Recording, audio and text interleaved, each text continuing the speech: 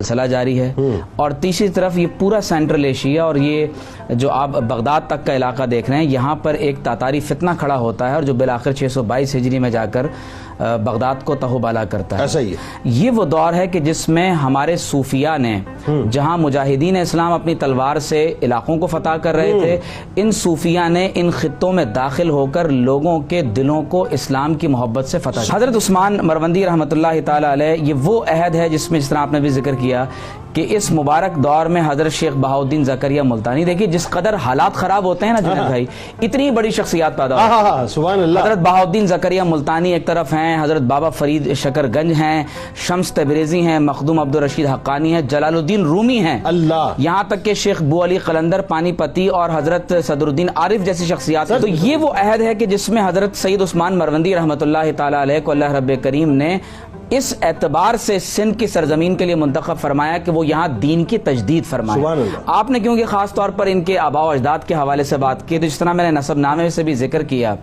کہ آپ نبی کریم صلی اللہ علیہ وسلم کے اہل بیت میں سے ہیں، اور جس طرح آپ کی والدہ ماجدہ اور والد کو بشارت دی گئی ہے، حضرت عثمان غنی، یہ بہت قابل توجہ بات ہے، حضرت سیدنا عثمان غنی رضی اللہ تعالی عنہ کے نام پر آپ کا نام عثمان رکھا گیا۔ سبحان اللہ، سبحان۔ جب والدین نیک ہوں، پرہیزگار ہوں، اور پھر رات کو گریہ وزاری کرنے والے ہوں، تو پھر ایسے گھروں کے اندر عثمان مروندی پیدا ہو۔ حضرت امام حسین رضی اللہ تعالی عنہ جب آپ کے والد گرامی کو آپ خواب میں آ کر بشارت دیتے ہیں کہ ایک شہباز تمہیں عطا کیا جانے والا ہے، تو آپ ریکمنڈ فرما رہے ہیں کہ اس کا نام عثمان رکھا جائے، تو پتہ یہ چل رہا ہے کہ حضرت عثمان مروندی رضی اللہ تعالی عنہ کی کیا محبت ہے جو پیدائشی اعتبار سے ان کو خلقتاً عثمان غنی رضی اللہ تعالی عنہ اور صحابہ کرام سے نصیب ہوئی۔ تو آپ کا خاندان اپنے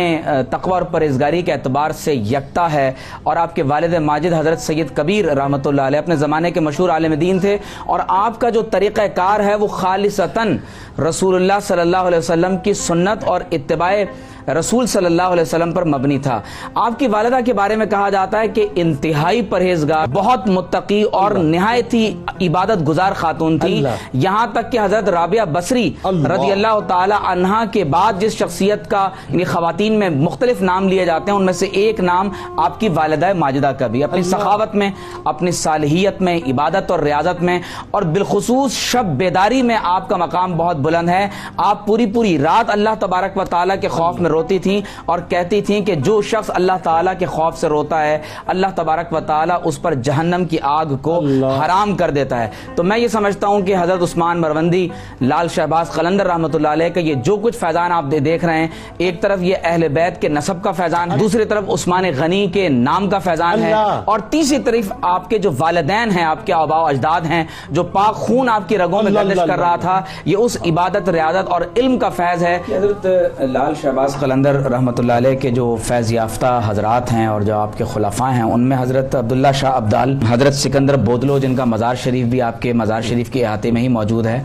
اور عمومی طور پر جب لوگ حضرت لال شہباز قلندر رحمۃ اللہ علیہ کی زیارت کے لیے جاتے ہیں تو سب سے پہلے حضرت بودلو شاہ رحمۃ اللہ علیہ کی خدمت میں حاضر ہوتے ہیں۔ اسی طرح حضرت سید علی سرمست، سید عبدالوہاب، سید میر کلاں، نادر علی شاہ، سید صلاح الدین اور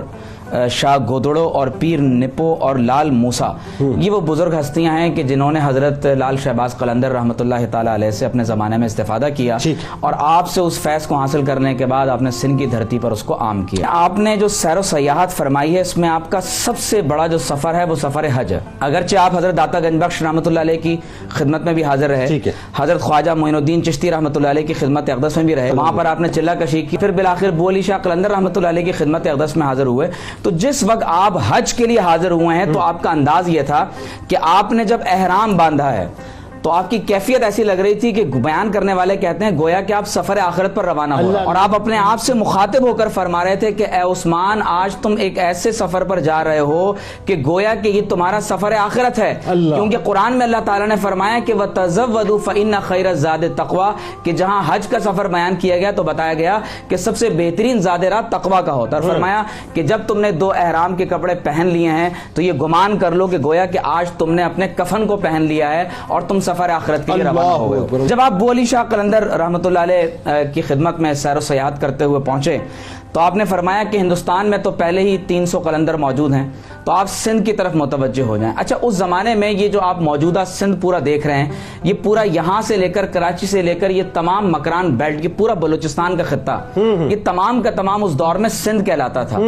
اور اس کی سرحدیں اس زمانے میں افغانستان کے خطے سے بھی جا کر مل جایا کرتی تھی۔ تو حضرت لال شہباز قلندر رحمۃ اللہ تعالی علیہ کو آپ نے باقاعدہ اس دور میں سندھ کا قلندر بنا کر بھیجا ہے، اور سلسلہ عالیہ قلندریہ کی بنیاد سندھ کے اس خطے میں حضرت لال شہباز قلندر رحمۃ اللہ علیہ نے آج سے تقریباً 800 برس ڈالی ہے۔ یہ تمام جو صحابہ کرام، صوفیہ، اولیاء اس خطے میں تشریف لاتے رہے ہیں، یہ ان کا فیض ہے کہ آج قلندری فیض آپ کو مل رہا ہے۔ تو میں قلندر لاہوری، جو لاہور کے قلندر ہیں، علامہ اقبال رحمۃ اللہ علیہ کے چند اشعار اور ان کی تعلیمات کے بارے میں بتاؤں کہ قلندر کی صفات کیا ہیں۔ دیکھیے، قلندر دراصل قلند ایک فارسی لفظ سے ہے جس کے معنی ہوتے ہیں آزاد اور خود مختار انسان، ایک ایسا شخص جو وقت اور زمان و مکان کی قیودات سے ماورا ہو چکا ہو، ایک ایسا شخص جس نے اپنی خواہشات کو مغلوب کر کے اللہ تبارک و تعالیٰ کی بندگی کے ساتھ آزادی کا نعرہ لگایا ہو، ایسے شخص کو قلندر کہا جاتا ہے کہ جس کے بظاہر بال پراگندہ ہوں، لباس بظاہر آپ کو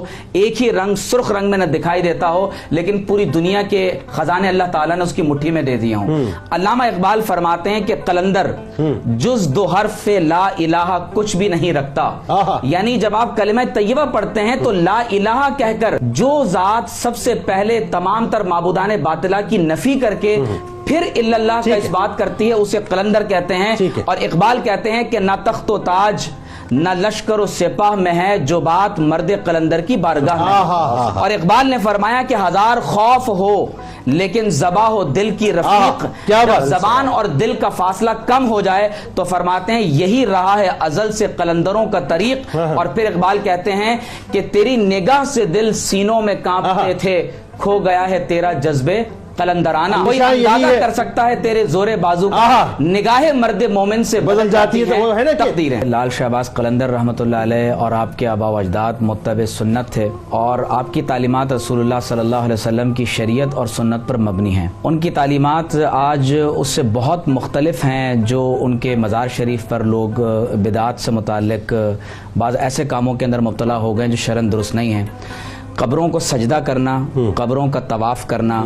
وہاں کفر اور شرک سے متعلق، یا یہ تصور رکھنا کہ قلندر کے اندر خدا کی روح حلول کر جاتی ہے، تو یقیناً یہ وہ تمام تر چیزیں ہیں جو حضرت قلندر پاک رحمۃ اللہ علیہ کی تعلیمات، یہ ہمارا قصور ہے، ہمیں ایسے کام نہیں کرنے چاہیے۔ ان کی تعلیمات مختلف ہیں اور لوگوں نے اپنی جہالت کی وجہ سے ان کو ایک دوسرے رنگ میں دیکھا۔